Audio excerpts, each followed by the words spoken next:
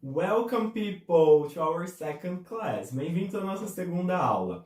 Bom, na semana passada falamos então sobre o verbo to be, o uso, a afirmação e tudo mais.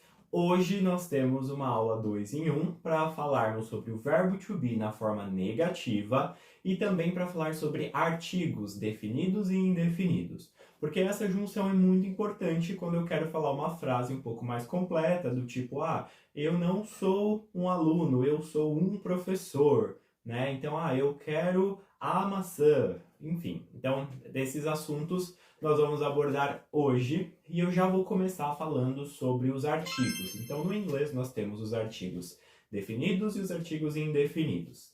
Os artigos definidos, eles são mais fáceis, porque a gente tem um artigo, né, que é o the, T-H-E, com o som da abelhinha. Lembra da aula passada, o som da abelhinha? Então, a gente tem que vibrar esse som aqui na língua, the, tá? E significa o, a, os e as. Ou seja, ele significa todos esses artigos definidos no português, tanto no singular quanto no plural. Então, the. Se eu quero falar a maçã, the apple. Eu quero falar o carro, the car. Tá? Então, muito simples.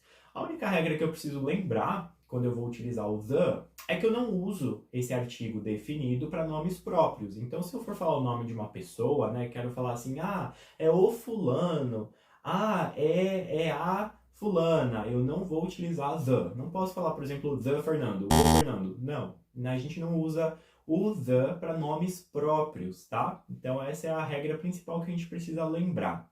Eu também não vou utilizar o the para nome de países, né? Porque também entra nessa regra do nome próprio, assim como as marcas famosas, marcas em geral, a gente também não vai utilizar o the.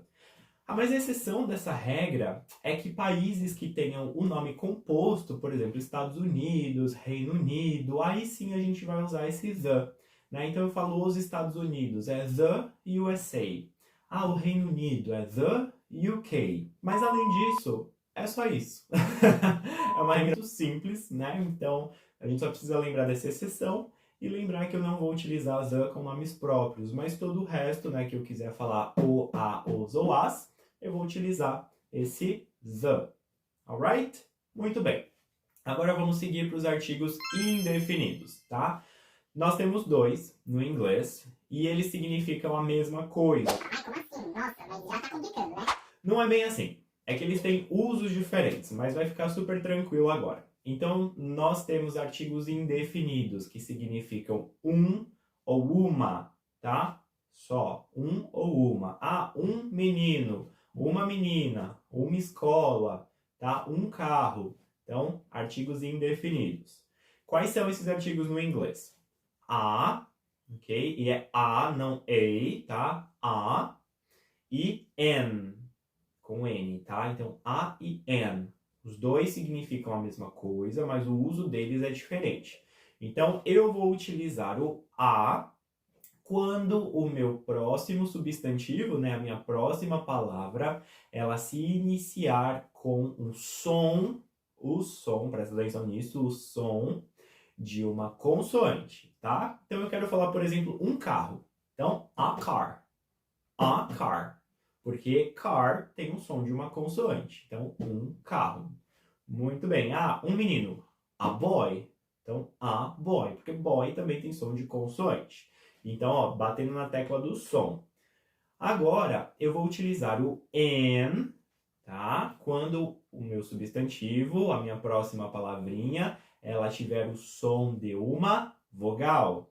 Por exemplo, uma maçã. Então, maçã é apple, se escreve com A, mas tem esse som de E, som de uma vogal. Então, an apple. Olha como fica até bonitinho. A gente junta, né? E essa junção de consoante com vogal, né? An apple, esse N com A, a gente chama isso de linking sound. É por isso que os nativos eles falam meio atropelado, meio rápido as coisas, porque eles fazem vários linking sounds. E à medida que você vai estudando, você vai pegando mais o jeito de fazer isso.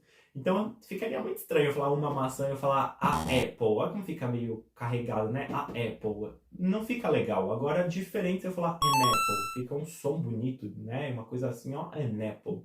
Uma maçã.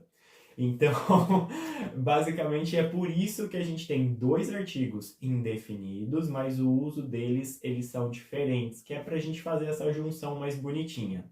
E também, aqui a gente precisa relembrar o porquê que eu bati na tecla do som, né? Tem o som da consoante, o som da vogal, porque se a gente for pela escrita, dá certo. Assim, 97% das vezes dá certo.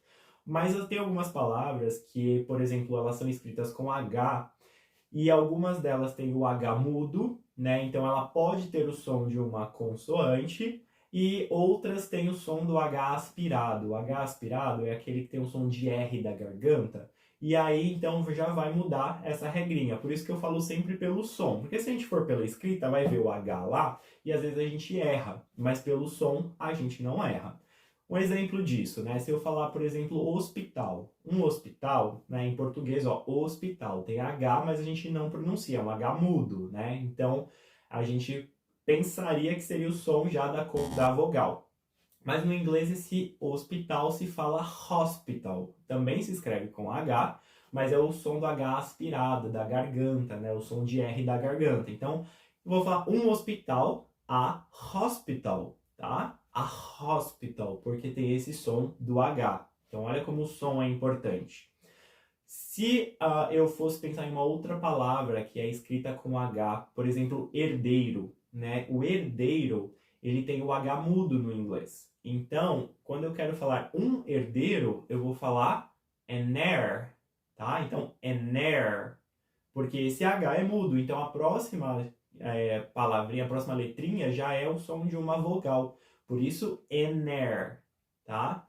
Então, essa é a regra que vocês precisam tomar cuidado quando a gente fala de artigos indefinidos, né? O I e o N é sempre pelo som da próxima palavra, tá? E aí não tem risco de errar. Eu sei que pode parecer confuso um pouquinho, mas volta o vídeo, faz essas anotações que fica bem mais fácil. E agora nós vamos seguir para o verbo to be na forma negativa, alright? E antes da gente começar com ele, já dá um like aqui no vídeo se você gostou, já se inscreve no canal e manda para algum amigo que quer estudar inglês com você, para já não perder nenhuma novidade também dos próximos vídeos. Então, verbo to be na forma negativa. Na semana passada, a gente destrinchou o verbo to be, de como que usa, para que ele serve, forma infinitiva, aí a gente conjugou junto com os personal pronouns, então, né, já revisando tudo isso. E agora a gente vai simplesmente conjugá-los na forma negativa, é o complemento disso tudo, né? Então, para eu falar eu não sou ou eu não estou alguma coisa. Como que eu faço isso? É muito fácil, gente, é muito fácil mesmo. Vocês vão conjugar o verbo to be da forma afirmativa, igual na semana passada, na última aula, e vocês vão acrescentar a negação, a partícula not. Pronto, o verbo to be já está na negativa. Olha que fácil. Então, se eu falo, né, I am, eu sou, eu estou, para eu falar que eu não sou ou que eu não estou, eu falo I am not. E pronto. Acabou. I am not, you are not, he, she is not, we, you, they are not. Pronto. Olha que fácil, gente. É muito fácil, né? Então, mas como que eu vou saber, então, né? Como que eu vou lembrar de tudo isso? Simples. Conjuga o verbo to be na afirmativa. Se for colocar o não, você vai acrescentar esse not. E acabou. Né? Então, vamos para algumas frases para ficar fácil. Eu sou um aluno, né? Então, vamos lá, conjugando na forma afirmativa. Eu sou um aluno. I am a student. Olha aqui o artigo já, estou trazendo já o artigo aqui. Então, eu sou um aluno. I am a student. Ok? Eu não sou um professor. I am not a teacher. Olha o artigo aqui de novo. Mas, I am not, eu não sou a teacher, ou um professor. E é isso. É muito simples. É só a gente acrescentar realmente esse not e o complemento da nossa frase. Vamos fazer com outras pessoas, né? Eles não estão felizes. Eles não estão felizes hoje, tá? Eles não estão felizes hoje. They are not happy today. They are not happy today. Eles não estão felizes hoje. Nós... Não somos... Deixa eu pensar em alguma profissão aqui, vamos ver. Nós não somos Advogados. Nós não somos advogados. We are not lawyers, tá? We are not lawyers. Nós não somos advogados. Então, é só isso, gente. Conjuga verbo to be, acrescenta o not, coloca o complemento da frase. Então, né, semana passada a gente viu frases mais pequenininhas, mais curtinhas de apresentação. Agora a gente já está acrescentando artigos, acrescentando complementos. E isso vai deixando o seu vocabulário e o seu inglês cada vez mais avançado. Antes de finalizar o vídeo, nós temos abreviações, né? Ai, teacher, eu posso abreviar o verbo to be ou não? Pode, deve, mas depende, tá? Então tem algumas observações. Eu posso abreviar o verbo to be na forma negativa, sim.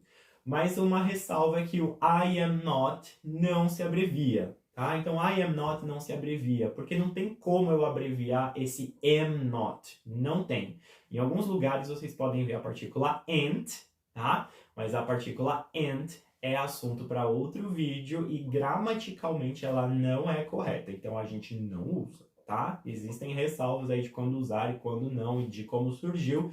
Assunto para próximos vídeos, mas a gente não vai usar porque gramaticalmente não é correto. Então o máximo que eu posso abreviar de I am not é falar I'm not. Tá? Eu junto o I am, aí sim eu posso abreviar e falar I'm not. Mas mais que isso não tem como. Agora os outros eu posso. Are not, eu posso falar aren't. E o is not, eu posso falar isn't. Tá? Então, I'm not é a forma máxima de abreviação. You aren't, he isn't, she isn't, we aren't. Tá? E assim vai indo. Então, essas formas abreviadas, sim, nós podemos fazer com aquela ressalva, né? De quando eu estiver numa situação mais formal, eu não abrevio, tá? E o que seria uma situação formal? Em inglês, mais formal. Ambiente de trabalho, alguém com uma hierarquia acima de você, que exija mais respeito, uma pessoa que você não tem muita intimidade, não conhece direito, eu vou usar o inglês mais formal, sem abreviar. Agora, se eu estou falando ali de família, né, de pessoas muito próximas, amigos, crianças, então aí sim eu posso já usar o inglês mais informal e abreviar. Mas de forma geral, depende muito do seu dia a dia. Você vai sentir mesmo o contexto, você vai sentir a pessoa que está conversando e aí você vai saber se vai poder abreviar ou não. Mas de forma geral, a gente abrevia muito na fala, porque né, é aquela coisa de falar rápido o inglês, de fazer os linking sounds. Então, na fala, a gente abrevia bastante, mas na escrita, a gente não abrevia, tá? Escrever e-mail, uma coisa assim, mais por escrito, aí já não costuma abreviar. Mas isso é uma regra geral, assim, e você vai sentindo no dia a dia, que isso é muito pessoal, de empresas, enfim. Alright, então, that's it for today. É isso por hoje. Escreve aqui no comentário as suas frases, né? Vai treinando frases, escreve aí o que você é ou está, o que você não é e não está, sua profissão, enfim, vai usando esse verbo to be. Vai colocando aqui nos comentários que eu vou corrigindo, vou dando esse feedback para vocês. E na próxima aula nós vamos finalizar esse triozinho do verbo to be com a forma interrogativa, tanto interrogativo afirmativo quanto interrogativo negativo. E aí a gente faz esse ciclo de verbo to be, todo mundo respira aliviado e a gente segue para simple present. Thank you very much guys and see you next class. Bye bye!